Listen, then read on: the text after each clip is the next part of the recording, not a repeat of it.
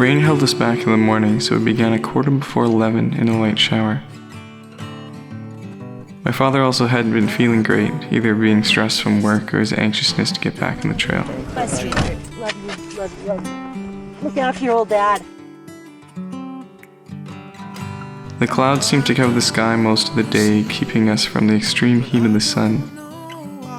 As the rain slowly cascaded down, mud began to stick to our shoes.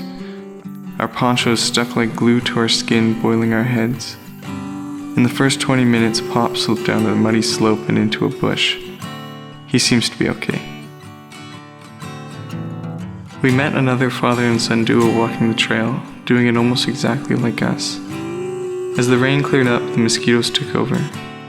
The temperature remained low, the ground wet, and the Niagara Escarpment stunningly beautiful.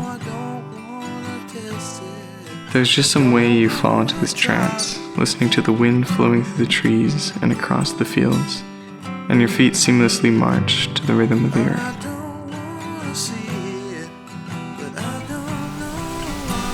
The best things in life aren't things, are they? And the best things that have ever been said are usually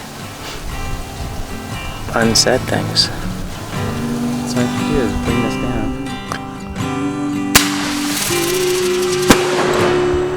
Let's go.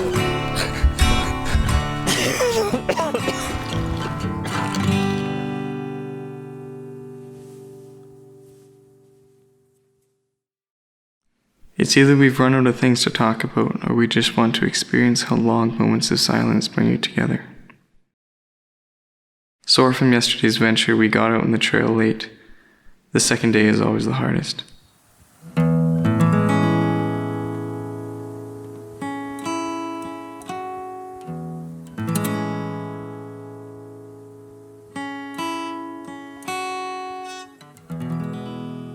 We came across deep, humid crevices, rock faces sweat, letting water drip periodically down, reverberating back towards you. We are like pansying along because we've only done 9K today. Let's see, it's 2:24 in the afternoon, but it's a gorgeous day. You know, it's 25, it's not 31. The bugs aren't terrible. Got nothing to complain about. The landowner decided to restrict access to the land for the Bruce Trail, so we were forced along a detour descending Old Baldy Mountain, eventually taking a highway through Kimberley, then steering right back up. My father's ankle gave him grief in the final few hours, so we decided not to backtrack to Old Baldy Lookout. I took the kilometer loop and was greeted by a remarkable view. I ran back so they wouldn't be waiting long.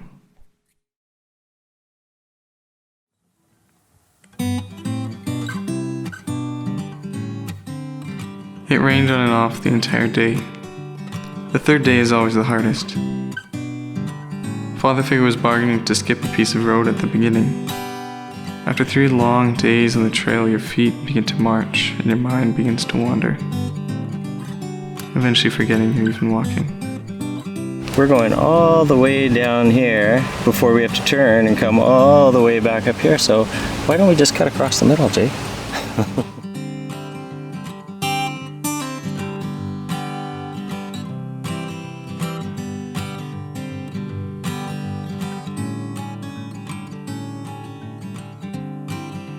The trail led through thick, lusciously green forest along the northern side of the Beaver Valley. The trail seemed to avoid roads and we were stuck in the bush for a magical amount of time. We passed by many little streams running down into the valley. Gusts blew against the tops of maples, pushing their trunks together, making a drumming sound that echoed beneath the canopy.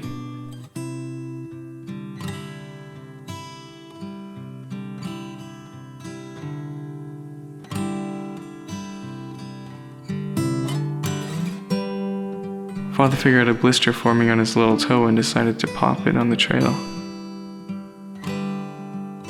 I thought it wasn't the best idea or place, but he did anyways. Oh. There's a butter tart in here. I wasn't going to tell you about it, but...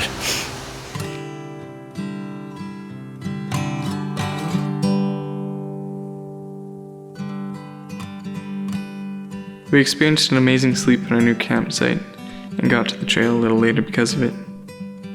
Father Figure's toe seems to be infected because of his sad attempt at field surgery. My feet are beginning to accept the pain, but I may be speaking too soon.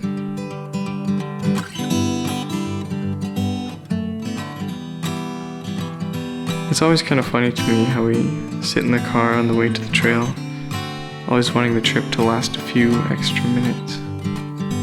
Heidi tells us it's because we don't want to get started every morning. Maybe. I think it's just the sheer willpower needed to move our legs.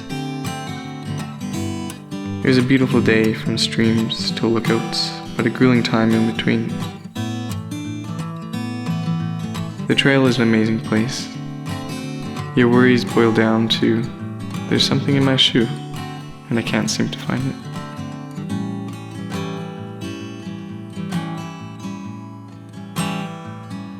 The sun rose today in an attempt to boil the earth.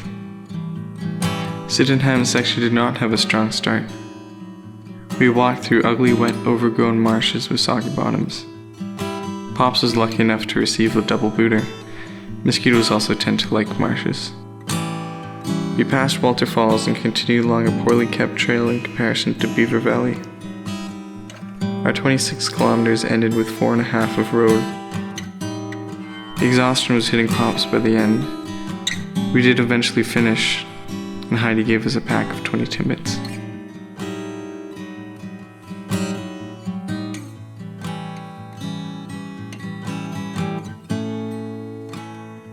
My father was going slow from the start.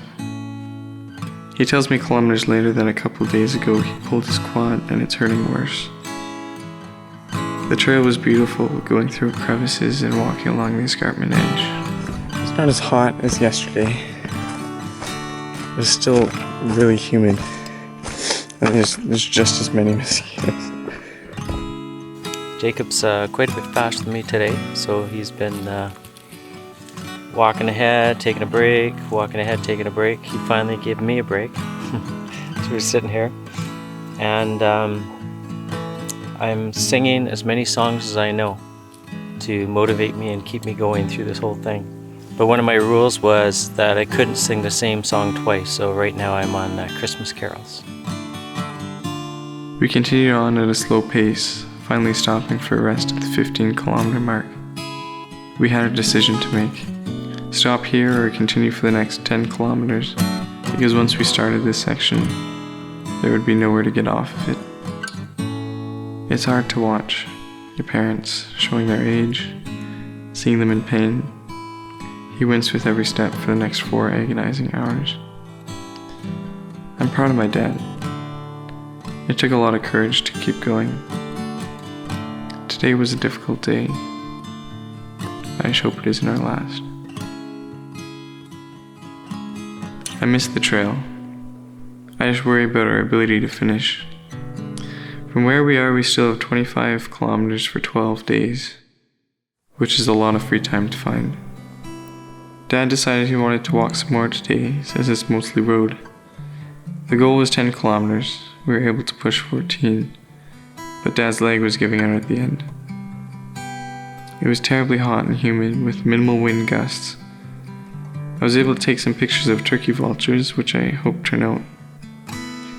After hiking, we went to visit Owen Sound and had dinner at the Boot and Blade. I'm Aunt Heidi to Jacob and sister to David, and I'm their trail angel and have been for the last 3 summers. And my job is to drop them off at the trail, pick them up at the trail, meet them part way with drinks and snacks. I move camps, set up camp, cook them dinner, buy the groceries. And during the day, when they're hiking and I go geocaching, I go shopping, I've been puttering through little towns. I think I'm having way more fun than they are.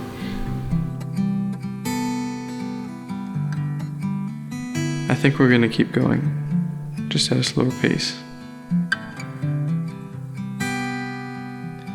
An early morning trip to Canadian Tire to discover a screw.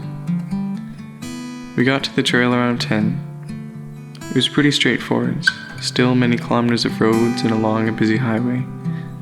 We walked directly into camp around lunch, then decided to go on a road trip. We went up to Wyerton and stopped for ice cream along the way. My dad and I hopped into Lake Huron with the snorkels. It was beautifully wonderful. We went back on the trail just before dinner to knock off a couple more kilometers. Today was a good day.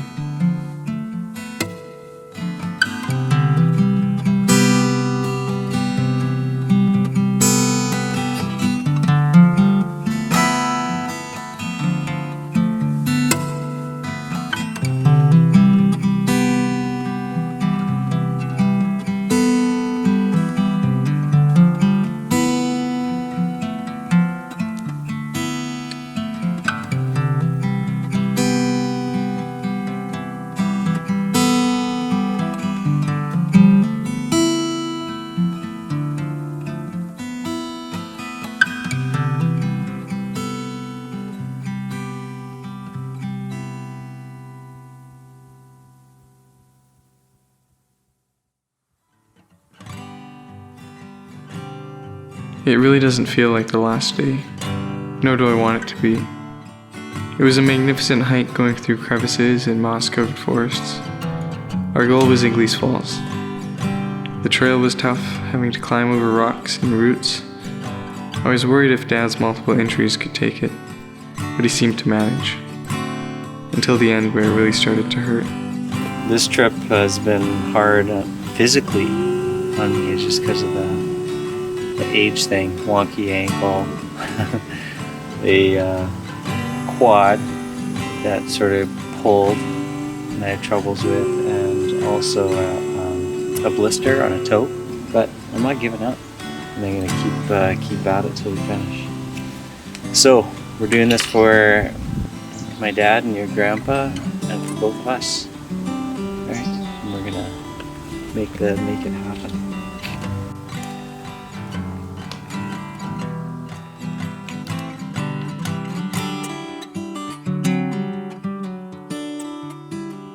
It was a bit of a bittersweet ending, but always an amazing experience. We're almost there, and maybe next year we'll finish. We've completed 30 days of walking.